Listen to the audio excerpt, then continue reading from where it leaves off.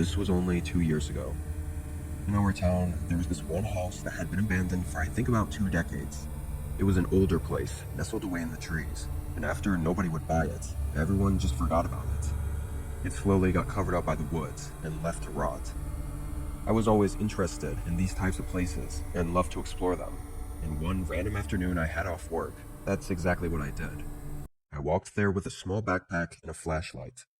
Usually I'd go with friends, but this house was so close by and seemed less significant than other places we'd been to, so I didn't bother. The driveway going into the woods was almost completely gone. Grass had grown over the gravel. I marched my way through it, eventually taking my flashlight out so I could see better. The house was deeper into the woods than I'd remembered. I felt like I walked for 5 or 6 minutes before getting there. It was an old wooden home, built before garages were even a thing. I guess it kind of looked like a large 2-story cabin. I walked up to one of the front windows, which was broken, and leaned my head through it. I listened to the inside for 30 seconds to make sure I was alone. Then, after hearing nothing, I went to the front door. The door was unlocked and already slightly cracked open, so I just pushed it wide open and walked in. The inside was decaying all around. Disturbingly, there was still stuff in here from whoever owned it all those years ago. The living room had an old sofa, all torn up and dusty, and there were several picture frames that had fallen off the walls and shattered. I walked through the first floor, looking at all the left-behind things, curious about what I'd find out about this place. The floor was small, though. After just a minute or two, I went upstairs to the second floor. The stairs were creaky and shaky. I'm surprised they hadn't caved in already. The second floor had a hallway with 2 rooms. One of the doors was open and the other was closed. I looked into the open one. The room was empty, which was strikingly different from downstairs. I stepped in and moved my flashlight all around, but was interrupted when I heard a thud below me. My heart immediately started racing. It didn't sound natural, like a noise the house would make. I hurried down the stairs and waved my flashlight all around. The house was so quiet now, and I didn't see anything moving that could have made the sound. Having that bad gut feeling, though, I told myself I should just leave. Usually with my friends I explore with, we always say at the first sign of anything sketchy, we leave. Being alone, I definitely wasn't staying. I quickly walked down the hallway, still moving my flashlight all around. But when I got to the front of the house, the door was shut. I had left it wide open. I hurried up to it and pulled the handle, but it didn't move. It was locked or bolted closed on the outside. I immediately started to panic, knowing someone else had to be here with me and just locked me in. I ran over to the broken window and jumped out.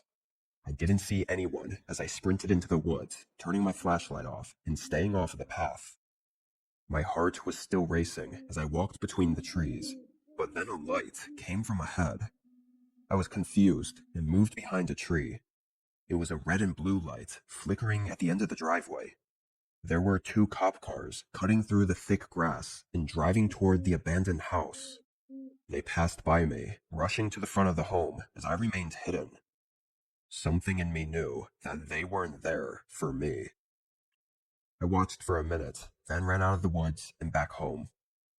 I don't know who else was there, or why the police were rushing toward the house. I tried to find out more information on it in the coming weeks, but never found anything released to the public. Whatever was going on in there, or whoever was in there, must have been pretty bad. I'm lucky to be here right now.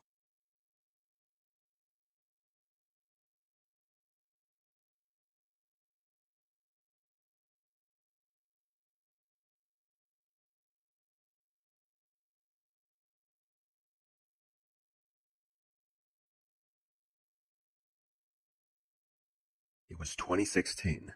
I lived with my 2 best friends, who I'll call Jason and Andrew for privacy. We were all roommates in an apartment in the city while we finished up our last year of college. Because we were all in school and had jobs, we didn't often have a lot of free time. When we did, though, our usual activity that we all enjoyed was hiking, or I guess just exploring in general. Sometimes we'd go on trails, or just drive to a random town we hadn't been to before and walk around. This week, we all had Friday and Saturday off, so we wanted to find something to do on Friday night. Andrew had happened to hear from a friend earlier about this decommissioned factory on the outside of the city. It sounded cool, or interesting at the very least. None of us had done something like this before though, so we were all hesitant, but in the end we said screw it, and just decided to check it out. We hopped in Jason's car and drove to the edge of the city.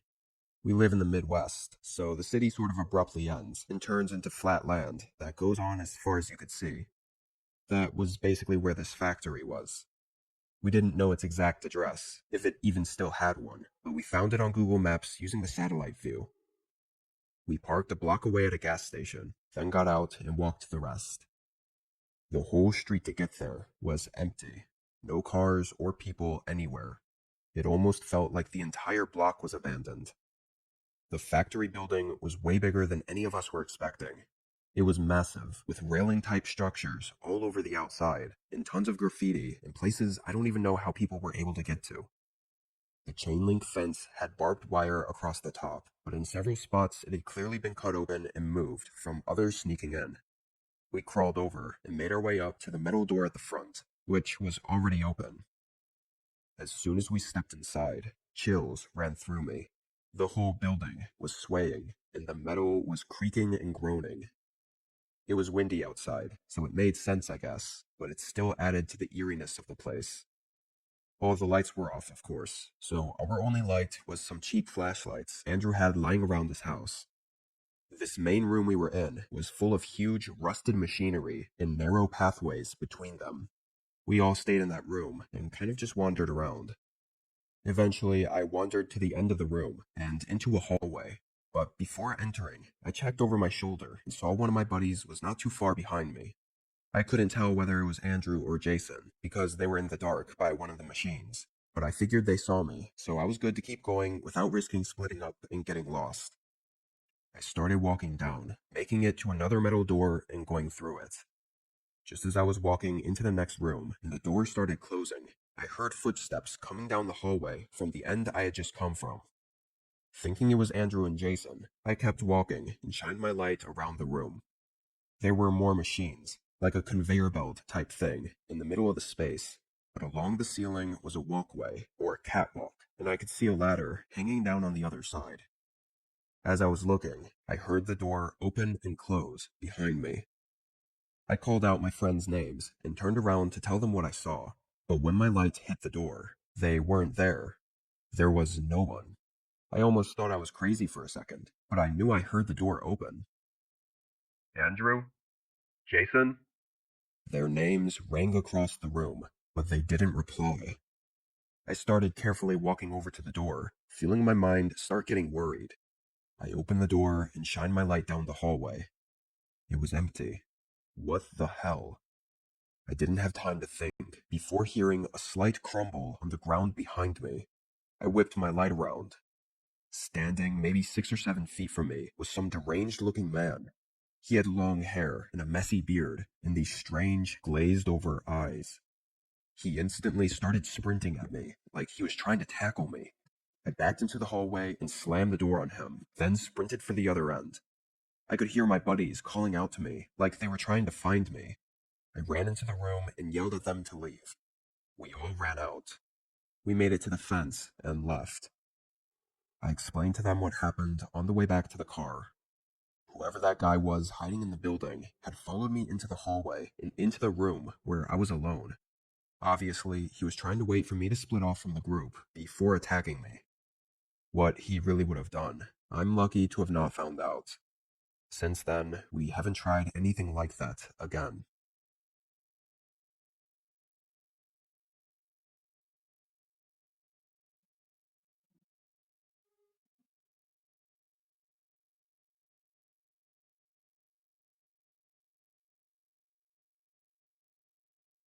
This was nearly 5 years ago from when I'm writing this.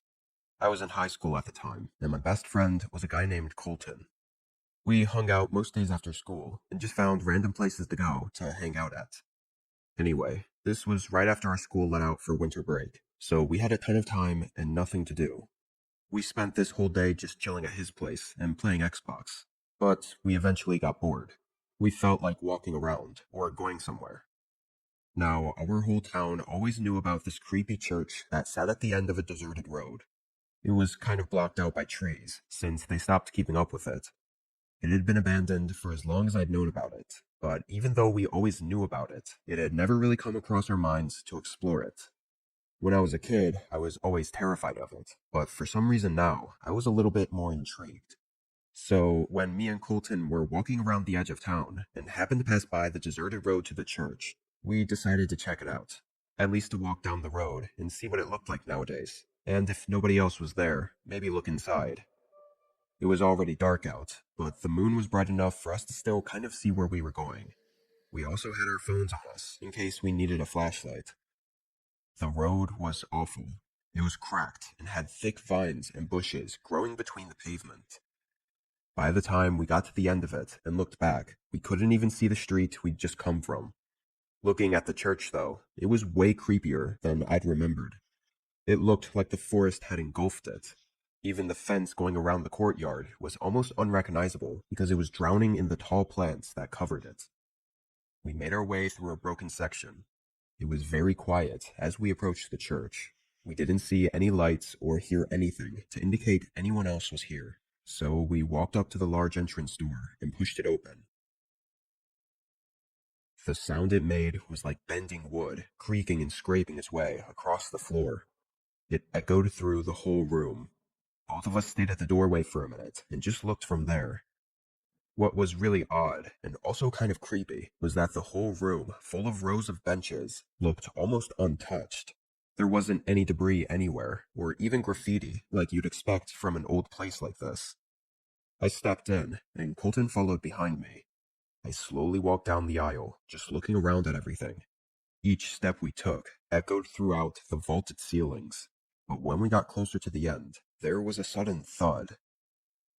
It rang through the whole church. Both of us jumped and quickly got our phone flashlights out. We couldn't tell where it came from, though. The sound kind of took over the whole building and echoed all around. We stood still and moved our lights around, looking for anything that had caused the sound, but we really saw nothing. Colton thought he saw another room closer to the entrance, and maybe something had fallen over in there. Regardless, we kept exploring. I walked to the end of the hall, where the podium was. I stood up there and looked back down at the way we came.